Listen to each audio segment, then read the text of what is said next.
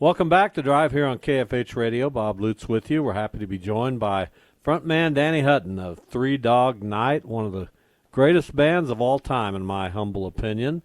Well, I love your opinion. Yeah, well, it's a good opinion, and I believe in my opinions. You're going to start touring here on the 4th of July, and it's going to bring you to our city here in Wichita, to Cotillion, on August 5th. How excited are you to get back out on the road after this stretch of COVID? Well, I think people are either going to be very, very happy and feel lucky to see us, or they're going to say, "Oh my God, what happened to them?" I'm joking, but it's been a year, and the energy. I talked to the guys. We're so really excited. After 50 years, you kind of almost take it for granted. You go out and you're going to do your thing, and the whole world just changed so much. So the idea of performing now is so exciting, and everything's a little different, and it's really going to be cool. But what I did is we did one gig. Out on the West Coast experiment, we did a thing with drive-in cars at a drive-in. It was actually at a college, and it was just so crazy when the security no one was allowed backstage, and then we get out there and it was just all cars. And the funny thing is, a lot of people had expensive cars, so the only way they could applaud was by honking. And they all had these little high. I needed more truck drivers with the big horns. Anyway, so that's the only time we did it. And to get back in front of live people is just wonderful. You cannot come up with, technically, you cannot replace live. Live, it cannot be duplicated. Even, a live tape, a live podcast is not the same as being there and feeling the live thing. So it's going to be wonderful. So they can expect a bunch of happy guys being out on the road again. Well, you mentioned 50 years. It's actually been more than 50 years since Three Dog Night came on the scene back in 1968. Yes, And you had a number one hit on that very first album, or at least a big hit with the song Gold record, One. One. How much did that mean to this band to come out of the gates firing, to have a hit like that? Well, our band was when I formed the band, and there weren't any rookies. It wasn't like we were 16 or 15-year-old kids in the garage playing and had some kind of crazy hit out of nowhere. Everybody'd been through the mill. I'd been on, by 1965, I'd been on at least 5 labels as a solo act. All of the records had a group name, but I did all of the vocals and all that kind of stuff. So I've been around a long time. I had 2 or 3 top 10 or 15 hits in L.A., and then I got cold. It didn't, and then I ended up thinking, well, I had my shot, and it's kind of done.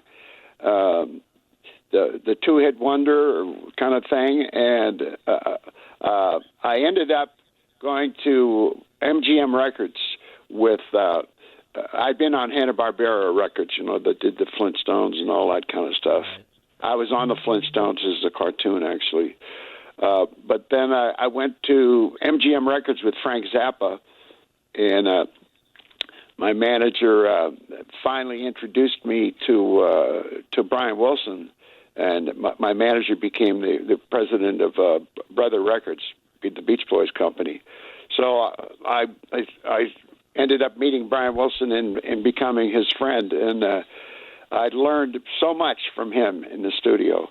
During all the whole Pet Sounds era, I was there when he did all of that stuff, and I just sat in the studio with my mouth closed, my ears wide open, and I just watched they throw the word around a lot, genius, but Brian Wilson is a genius. Yeah. So I learned everything really from him. Talking with Danny Hutton, the lead man now of Three Dog Night, has been for forever. They're coming to Wichita, the Cotillion Ballroom, on August 5th.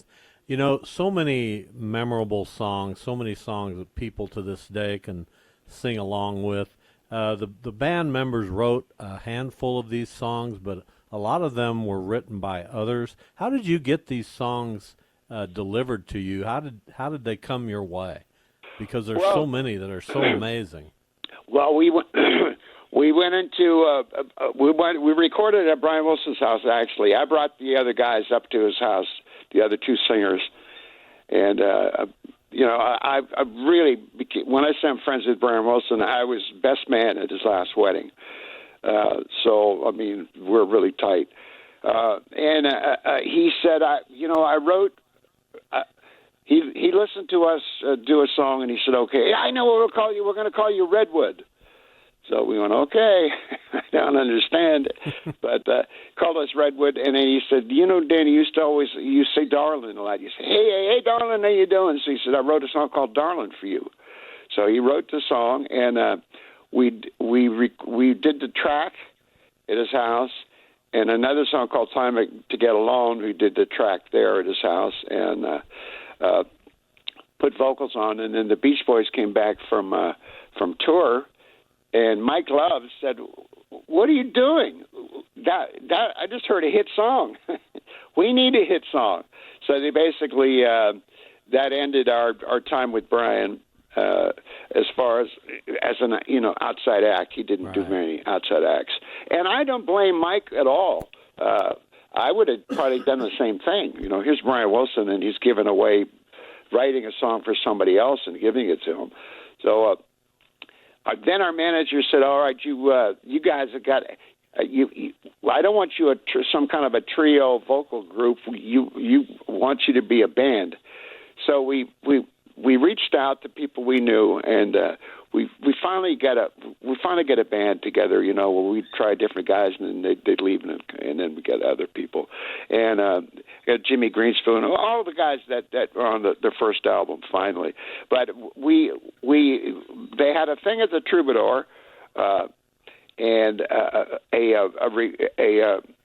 a record kind of a thing, and they brought record companies in. And so we ran out and just found songs that we loved that weren't hits, or they were backsides of records, and we worked out our set, and we just did it to show them that we could sing and arrange and stuff. So after we did it, they marched us over to Dunhill, ABC Dunhill Records, to the table, and the guy said, "I want to sign you guys. I love you." And we signed. When we signed with them, we said, "Well, look, we're going to have to get together now, and we're going to put an album together of songs." And he said, "What do you mean? What did I hear?" And he said, "Oh, they're just songs we threw together to do this show." He said, "No, that's your first album." And we went, "Well, okay." And that was our first album. It was just stuff that we liked. So it wasn't a premeditated thing. And then we started getting hit. We started getting all these songs sent to us. And, what do you do? I was a songwriter, and I still am. But what do you do when, like, Randy Newman comes in and hands you a song? Mama told me not to come. It says... You record it. You don't do your song, you do his. So we just started finding all of these songs that, I don't like the word cover when they say somebody covered a song. We didn't cover songs. We resurrected songs. We would do songs like Harry Nilsson's album had come out, been out for 6 months or a year with one on it, and it didn't happen. So we took the song and we turned it into a hit. So I always think we resurrected songs. Absolutely. Except, I would say, Try a Little Tenderness. That was on their first album, but that was more or less a tribute to Otis. But what's funny about that song was Otis covered... That's a cover song. Frank Sinatra did that song. He covered the song, and then he does Respect, and Aretha covers him. So all those songs are cover songs, if you want to say it. But I think and Danny, just to stand up there in front of this band with vocalists like Chuck Negron and Corey Wells, it had to be a powerful feeling for you and for the others as well. Yeah, with the three of us. Nobody at the time, Motown had all these fabulous singers, but they didn't use them correctly. They would usually have someone singing lead and three or four, even the girl groups, 3 or 4 people behind them that could all sing as well as the lead singer, but they had them all off mic in the back dancing. And it was basically one vocalist up front. And my idea was that we had a 4-piece band, and we would treat the 3 singers like horn players. So actually turned the band into a 7-piece band. And we were horn parts, but horn parts are all the same volume. So even when we would sing background, we would sing as loud as the lead vocal. So it had this big fat harmony sound. So that was part of the secrets, obviously, with the great songs. That helped a lot. Talking with Danny Hutton from Three Dog Night. They'll be in Wichita at the Cotillion on August 5th. Countless number of times that this band has been to Wichita. I want to ask you about a time you were here. It was years ago for the Wichita River Festival, and a storm blew up that night, and it blew over your drums and some of your equipment, and the concert was canceled. But later that night, you guys showed up at the hotel bar and played an impromptu set for the people at the bar. Do you remember that? Kind of. I think I had many moments. Like I was a party man, so yeah, we loved doing that stuff. It was incredible. It was incredible for the people who were at that bar, unsuspectingly, to have you guys come out and play some. It was quite a night. It's fun. By the way, we've just before this whole horrible year happened with all of the problems. We finished our first album since 1919. For our first really complete new album since 1977. So we're getting ready. We had a meeting last night with a road manager and our publicist, and we're going to try to figure out how to roll out the new album. And it's finally I wrote 6 of the songs. So people will get to hear what's going on. I'm really proud of it. Does it have a name yet? The Road Ahead. Okay. Well, we can't wait to hear that. Yeah. So it's a very daunting thing because we were lucky enough. I was watching this Reels on Netflix, this show about rock and roll groups. So they had Journey On and Heart, and I love Steve. Steve Perry. Yeah, Steve Perry. And he's been up to the house and all this stuff, and he was a big fan of ours. And they were talking about they had 19 top 40 hits. And I thought, my God, we had 21 top 40 hits. Exactly. And those guys are great. And Heart, the same thing. We hold the record for the most consecutive top 40 hits in Billboard, where every song was a top 40 hit that we released. Which means, of course, we can't ever release another single. We'll screw up our record. Really. I wanted to ask you a couple more questions, but sure. One, back in 2015, we lost Corey Wells and Jimmy Greenspoon in the same year. How difficult was that for you personally? Because, Corey was such an integral part, and, of course, Jimmy too, but Corey had such a number of fans. How difficult was that for you, Danny? Well, it was tough. The difference was Jimmy had a melanoma on his back, and he had it taken out. But I think it was like a stage 3 or something, and he didn't. He just kind of sloughed it off, and of course it spread. And actually, the same thing that happened to the E Street Band, the keyboard player, and the same thing on his back. So it slowly happened, and he became more and more sick. So I knew that, but our drummer had a back problem and had a back surgery, and then Corey started saying, my back is really killing me. I'm gonna have that too. So he went, and he was already in serious trouble. He had no idea. It came out of nowhere. So Corey's thing was complete shock.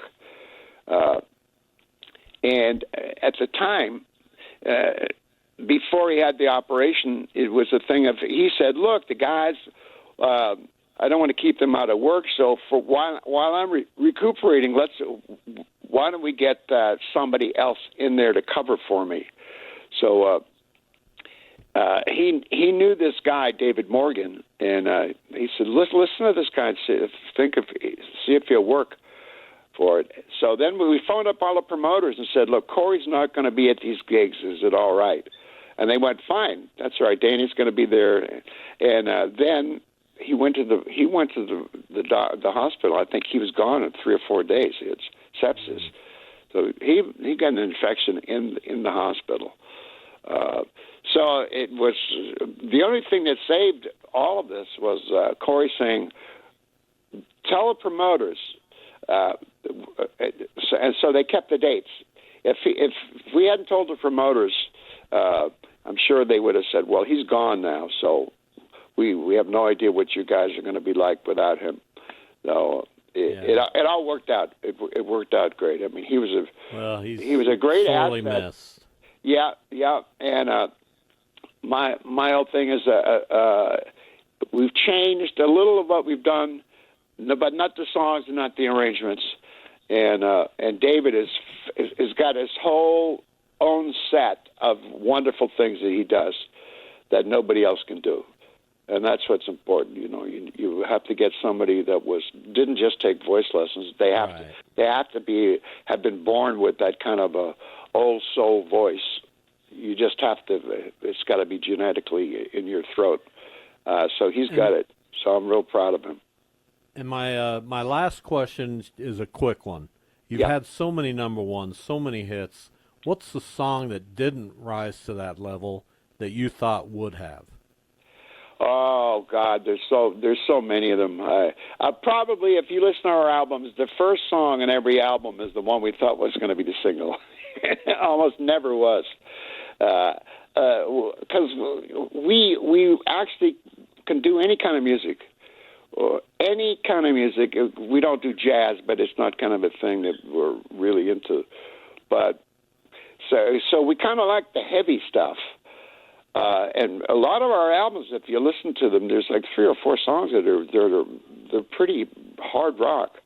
And they would, the public wanted one old-fashioned love song, all of these softer songs. So I think people get they when they hear us and have never seen us, I think they get a different impression than when they see us. I think they kind of go, "Oh my God, these guys can cook." So I don't have